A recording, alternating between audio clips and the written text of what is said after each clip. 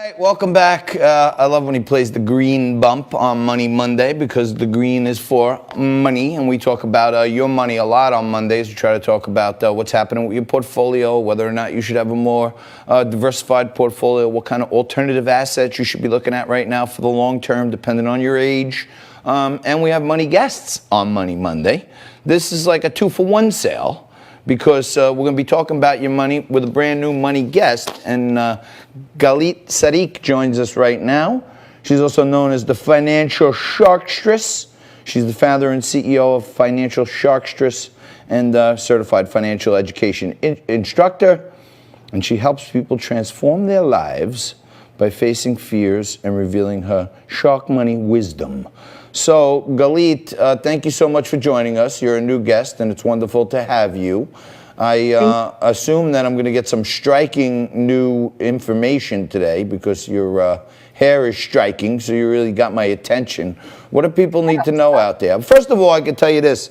I know that 65% of the households of America, the women make the financial decisions. So I always put way more weight into women who are making financial, decisions. So what does the Sharkstress have for us today?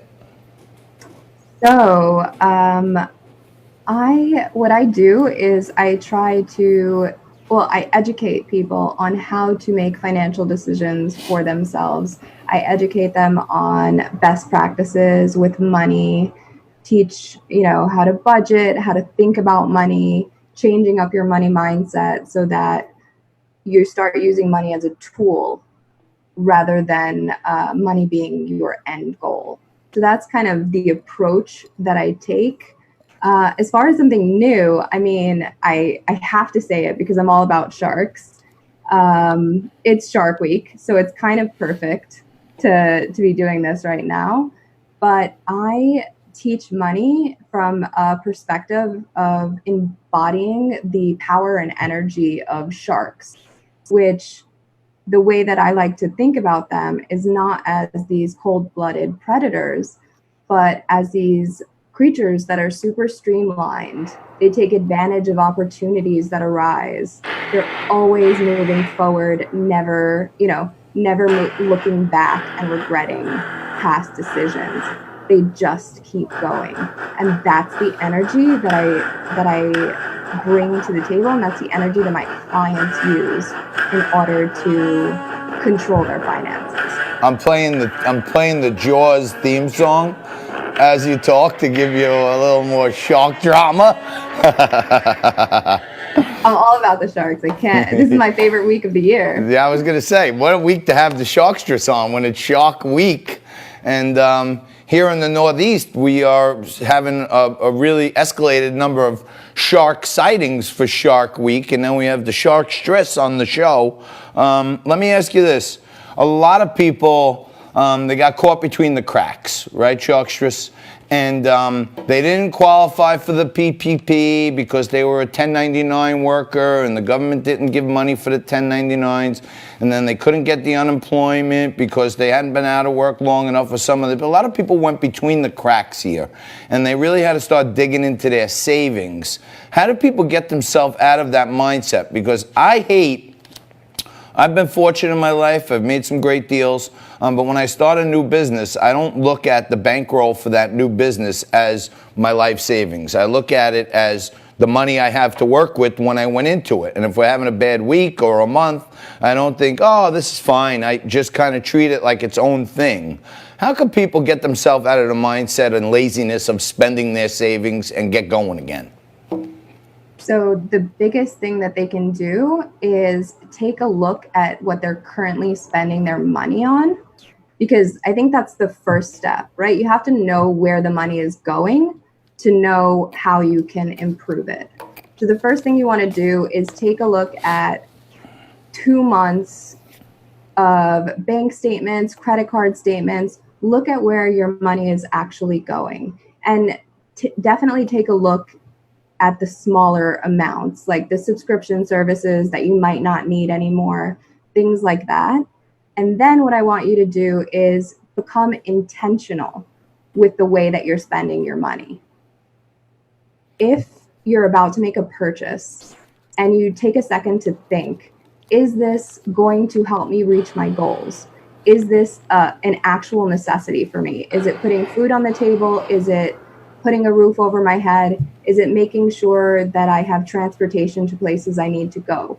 Those are the things that we want to focus on, and not all of the other things around it. So we want to focus on what's going to help you reach your goals, and those are the places where you want to spend your money rather than spending it on what you normally spend. So a lot of people ask me, hey, I can't buy and can't get myself caught up, and what can I do? How do I do it?